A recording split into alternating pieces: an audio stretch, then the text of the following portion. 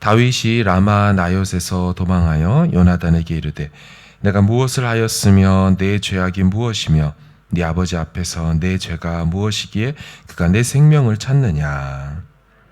그에게 이르되 결단코 아니라 네가 죽을지 아니하리라. 내 아버지께서 크고 작은 일을 내게 알리지 아니하고는 행하지 아니하나니 내 아버지께서 어찌하여 이 일을 내게 숨기리요? 그렇지 아니하니라. 다윗이 또 맹세하여 이르되 내가 내게 은혜 받은 줄을 내 아버지께서 밝히 알고 스스로 이르기를 요나단이 슬퍼할까 두려운즉 그에게 이것을 알리지 아니하리라 함이니라. 그러나 진실로 여호와의 살아계심과 네 생명을 두고 맹세하노니 나와 죽음의 사이는 한 걸음뿐이니라. 다윗에게 이르되 네 마음의 소원이 무엇이든지 내가 너를 위하여 그것을 이루리라. 다윗이 요나단에게 이르되 내일은 초하루인즉 내가 마땅히 왕을 모시고 앉아 식사를 하여 할 것이나 나를 보내어 셋째 날 저녁까지 들에 숨게 하고 내 아버지께서 만일 나에 대하여 자세히 묻거든 그때 너는 말하기를 다윗이 자기 성읍 베들레헴으로 급히 가기를 내게 허락하라.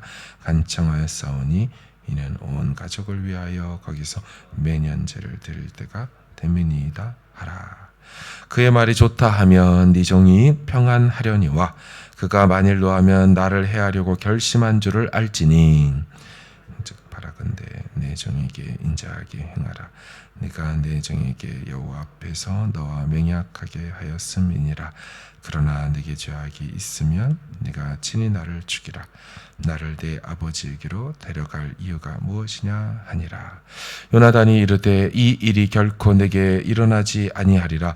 내 아버지께서 너를 해치려 확실히 결심한 줄을 알면 내가 너에게 와서 그것을 네게 이르지 아니하겠느냐 하니 요나단에게 이르되 네 아버지께서 혹 엄하게 네게 대답하며 너가 그것을 내게 알리겠느냐 하더라.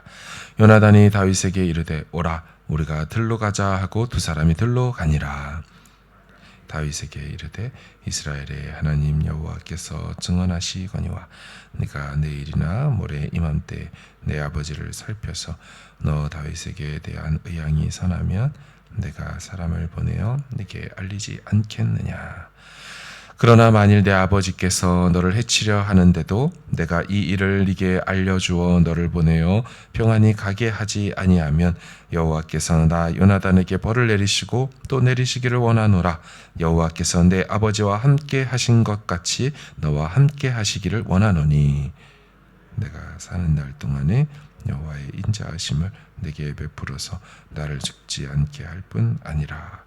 여호와께서 너 다윗의 대적들을 지면에서 다 끊어버리신 때에도 너는 내 인자함을 내 집에서 영원히 끊어버리지 말라 하고 요나단이 다윗의 집과 언약하기를 여호와께서는 다윗의 대적들을 치실지어다 하니라. 다윗에 대한 요나단의 사랑이 그를 다시 맹세하게 하였으니 이는 자기 생명을 사랑한 같이 그를 사랑함이었더라. 다윗에게 이르되 내일은 초하루인즉 네 자리가 빈으로 네가 없음을 자세히 물으실 것이라.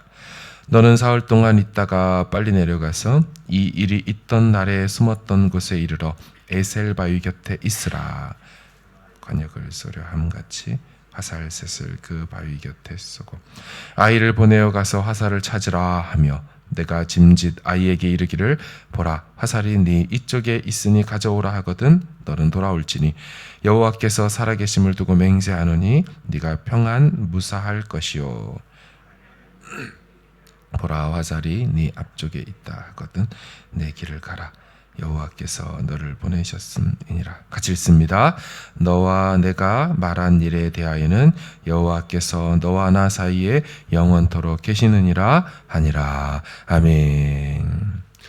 다윗과 요나단은 보통 사이가 아니었습니다. 오늘 본문에도 느껴지시지만 앞에 있는 18장의 3, 4절을 보시면 요나단은 다윗을 자기 생명같이 사랑하여 더불어 언약을 맺었으며 요나단이 자기가 입었던 겉옷을 벗어 다윗에게 주었고 자기의 군복과 칼과 활과 띠도 그리하였더라. 요나단은 다윗을 자기 생명같이 사랑하고 더불어 언약을 맺은 사이라고 말합니다. 자, 오늘 본문에서도 다윗이 사울에게 단창에 박혀 죽을 뻔한 일을 겪은 다음 도망치는 상황이죠. 그 이들의 대화 속에서도 다시 맹세와 언약이 등장합니다. 본문의 3절을 보면 다윗이 또 맹세하여 이르되 내가 너에게 은혜를 받은 줄을 네 아버지께서 밝히 알고. 자, 17절도 다윗에 대한 요나단의 사랑이 그를 다시 맹세하게 하였으니 이는 자기 생명을 사랑함 같이 그를 사랑함이었더라. 여러분, 이 둘의 관계는 어떤 관계일까요? 참 좋은, 성경에서 참 모델적인 그런 우정의 관계일까요? 그런데 성경이 이 같은 친구 간의 우정을 이야기하려고 이들의 이야기를 이토록 길게 사무엘상에서만 해도 수차례 이들의 대화를 기록해 놓은 걸까요? 우정을 얘기하고 싶어서? 아마도 아닐 것입니다. 성경은 단순한 도덕책이 아니기 때문이지요. 일단 이들의 대화와 행동들을 보면 절대로 친구 간에 할 수 없는 행동들을 하지 않습니다. 한번 생각해 보세요. 현재 다윗은 사울 왕에게 쫓겨 죽임당할지 모르는 상황입니다. 그리고 요나단은 현직 왕의 아들입니다. 누가 갑이고 누가 을입니까? 당연히 요나단이 갑이죠. 다윗이 죽을지 모르는 을입니다. 근데 오늘 본문에서 이들이 언약을 맺고 있는 장면은 우리를 당황스럽게 합니다. 요나단의 말을 잘 들어보십시오. 14, 15, 16절이 중요한데 14절 보세요. 요나단이 다윗에게 말합니다. 다윗, 너는 내가 사는 날 동안에 여호와의 인자하심을 내게 베풀어서 나를 죽지 않게 할 뿐 아니라. 지금 누가 죽을 상황인데 누가 죽지 말게 해달라고 말합니까? 거꾸로 됐거든요. 15절, 여호와께서 너 다윗의 대적들을 지면에서 다 끊어버리신 때에도 너는 네 인자함을 내 집에서 영원히 끊어버리지 말라 하고. 이것도 지금 말이 안 됩니다. 16절, 이에 요나단이 다윗의 집과 언약하기를 여호와께서는 다윗의 대적들을 치실지어다 하니라.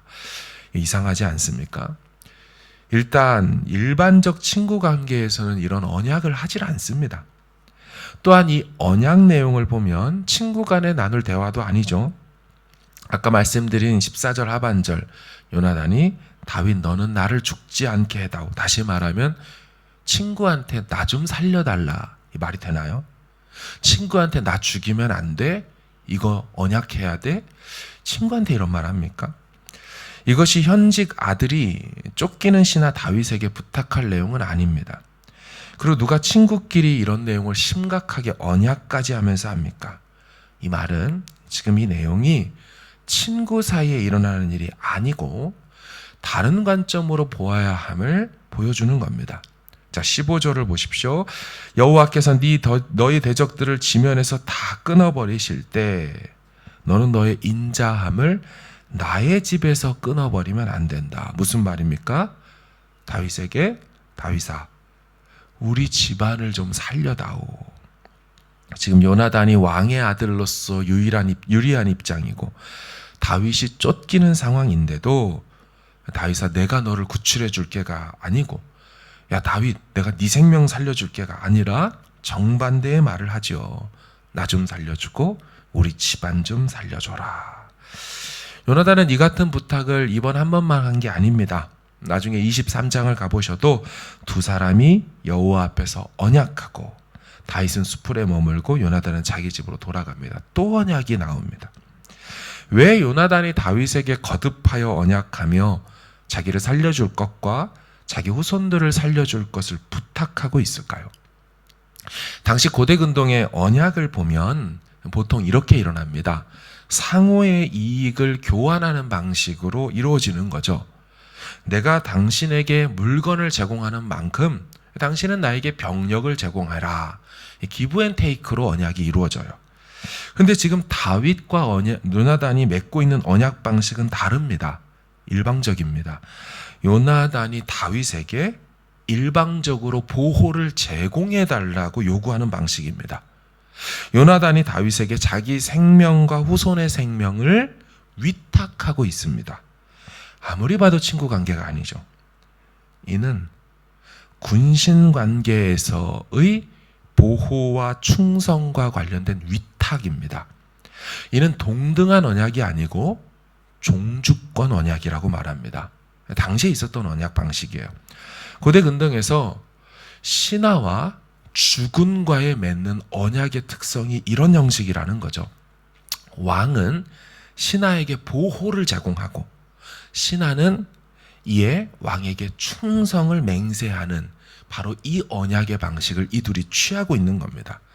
지금 다윗과 요나단은 언약을 하지만 이 언약이 생명을 위탁하는 종주권 언약의 모양새를 갖고 있다는 거죠.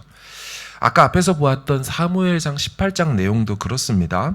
이들이 언약할 때 뭐라고 해요? 요나단이 다윗을 자기 생명과 같이 사랑하여 더불어 언약을 맺었다. 고대 근동 지역의 통상적 언약 관계에서 나타나는 게 이에 바로 생명과 같이 사랑하기를 결정하는 거였습니다. 주전 672년도에 아수르 왕 에살핫돈이 성경에 나오는 인물이죠. 자기 신하들과 맺은 언약을 보면 신하들에게 자신의 왕자 아수르 바니파를 사랑할 것을 요구했습니다. 즉 왕과 신하와의 언약에서 신하가 충성을 맹세한다는 것은 그 왕을 향하여 내가 사랑을 바치겠다라는 것과 관련되어 있다는 것이죠. 따라서 요나단이 다윗을 생명같이 사랑하였다라는 것은 신하가 왕을 향하여 갖추어야 할 언약적 태도였다는 것이죠. 그리고 요나단은 언약을 맺은 후에 언약의 증거물로 자기가 입고 있었던 겉옷을 벗어서 다윗에게 주지요. 군복과 칼과 활과 띠를 줍니다. 이게 18장 내용이죠. 이게 바로 군신의 예를 보여주는 것입니다. 매팅거라는 신학자는 요나단은 자신의 옷들을 벗어서 다윗에게 주는데 이것은 암묵적으로 계승권을 그에게 넘겨주는 행위였다라고 말하고요. 또 다른 신학자는 무기를 양도하는 것에 대해 열등한 사람이 더 큰 사람에게 자신의 무기를 양도한다라고 했습니다. 즉 요나단이 옷과 무기들을 다윗에게 준 것은 신하로서 왕에게 예를 갖추는 행동으로 보아야 한다는 것입니다. 우리는 보통 다윗과 요나단을 친구 간의 우정과 요나단이 다윗을 무척 사랑한 사이 정도로만 보지만 당시 있었던 언약에 대한 이해를 갖고 본다면 이들이 언약을 맺고 있으니까요. 요나단은 다윗과 주종관계, 주군과 신하로서의 예로 종주권 언약을 체결하고자 했던 것을 알 수 있습니다. 즉 그렇다면 왜 요나단이 이렇게 했냐라는 거죠. 왜 요나단은 다윗을 왕으로 인정하고 자신은 신하로서 생각했을까요? 그것은 요나단이 참된 신자였기 때문입니다. 요나단이 참된 신자였기 때문입니다. 자 보세요. 사울은 하나님이 다윗을 왕으로 세우셨음을 알고도 그것에 굴복하지 않고 계속해서 다윗을 죽이려고 합니다. 하지만 요나단은 이미 왕위가 자신의 아버지 사울에서부터 다윗에게로 옮겨간 사실을 알고 그 사실에 굴복했다라는 것입니다. 그러니까 요나단은 자신의 눈앞에 있는 이권보다 하나님의 명령과 선언에 순종할 줄 아는 참된 신자였다는 거죠. 나중에 23장을 보면 요나단이 다윗에게 말해요. 네가 이스라엘의 왕이 되고 나는 네 다음이 될 것을 안다. 그러니까 요나단은 자기가 왕자인지 아닌지의 여부보다 지금 하나님이 누구를 왕으로 세우셨는가를 정확하게 파악하고 거기에 순종할 줄 아는 신자였다는 것이죠. 그래서 그는 자신이 왕자이고 다윗은 오히려 신하로서 부림을 당하는 자임에도 자신을 그 앞에서 낮추고 그를 왕으로 인정하여 생명을 위탁하고 심지어 자신의 후손의 생명도 위탁했다라는 것이죠. 요나단에게 중요한 것은 자신의 지위가 아니라 하나님이 선언하신 지위가 무엇이냐, 그리고 그것을 받아들이는 것이 훨씬 더 중요했던 것입니다. 재미있는 사실은 사울조차도요, 제정신이 들었을 때는 이 사실을 알고 다윗에게 자신을 위탁하려고 했었습니다. 여러분, 다윗과 사울이 굴에서 만났던 장면을 아실 겁니다. 다윗이 사울의 옷자락을 베고 막 양심의 가책을 느끼죠. 그때 사울이 정신 차리고 했던 말입니다. 24장에 나오는데 이렇게 다윗에게 말해요. 사울이, 보라, 나는 네가 반드시 왕이 될 것을 알고 이스라엘 나라가 네 손에 견고히 설 것을 아노니 그런즉 너는 내 후손을 끊지 아니하며. 참 요나단과 똑같이 말하죠. 내 아버지 집에서 내 이름을 멸하지 아니할 것을 이제 여호와의 이름으로 내게 맹세하라. 지금 제정신이 들을 때는 똑같이 종주권 언약하며 자기가 왕이 아니라고 인정을 합니다. 사울도 제정신이 들 때는 다윗이 반드시 왕이 될 것을, 그리고 이스라엘 나라가 다윗 손에 견고히 설 것을 자기도 알고 있다고 말했습니다. 하지만 스스로 욕심에 눈이 멀고 하나님의 주권과 결정하심과 일하심을 거부할 때는 계속 다윗을 죽이려고만 했던 것입니다. 다윗과 요나단은 일반적 친구 관계가 아니었습니다. 그저 뜨거운 우정 관계도 아니었습니다. 그걸 포함하지만 훨씬 더 고차원의 관계였죠. 그들의 관계는 군신 관계였습니다. 요나단은 자기 이익의 자리, 모든 것을 하나님의 주권과 결정 앞에 다 내려놓고 다윗을 왕으로 이미 인정하며 그 앞에 언약을 맺고 충성을 다하려 했던 것이죠. 이후에 다윗이 어떻게 했을까요? 다윗은 이 언약을 끝까지 지킵니다. 요나단이 죽고 난 다음에도 요나단의 아들이 나오죠. 므비보셋이라고. 두 다리가 다 절름발이었던 이 요나단의 아들을 다윗 왕의 상에서 함께 식사하게 하였고 끝까지 그 아들을 살려주죠. 다윗은 언약에 신실한 사람이었습니다. 하나님의 뜻을 속히 깨닫고 순종하며 기꺼이 그 앞에 내려앉아 순복했던 사람 요나단. 어쩌면 우리가 놓치고 있던 구약의 모델적 인물이 아닌가 합니다. 우리는 다윗과 요나단을 통하여 그들의 우정이 아니라 그들의 신앙을 배워야 할 것입니다. 이 신앙으로 우리도 우리의 주군이신 여호와 하나님께 우리의 생명과 우리 후손의 생명을 똑같이 위탁하고 동시에 우리 생명같이 그분을 사랑하고 충성을 다하여 섬기는 삶을 살아가는 이 한날이 되어지기를 주님의 이름으로 축원합니다. 아멘. 우리 같이 한번 기도하기를 원합니다. 도덕적 관점과 우정적 관점을 넘어선 하나님을 믿는 그 신앙, 하나님의 결정이라면 내 왕자의 자리도 내려놓는 그 신앙, 그것으로 다윗과 종주권 언약을 맺었던 요나단, 마치 그 모습을 닮아 우리도 우리의 주군 되시는 여호와 앞에 우리의 생명과 안전을 온전히 위탁하며 우리가 충성을 다하며 살겠습니다. 하나님 우리와 늘 함께하여 주십시오. 이런 태도로 오늘 한날 살기를 기도해 주시고 가지고 나온 기도 제목으로 함께 기도하시기를 바랍니다. 함께 기도하겠습니다.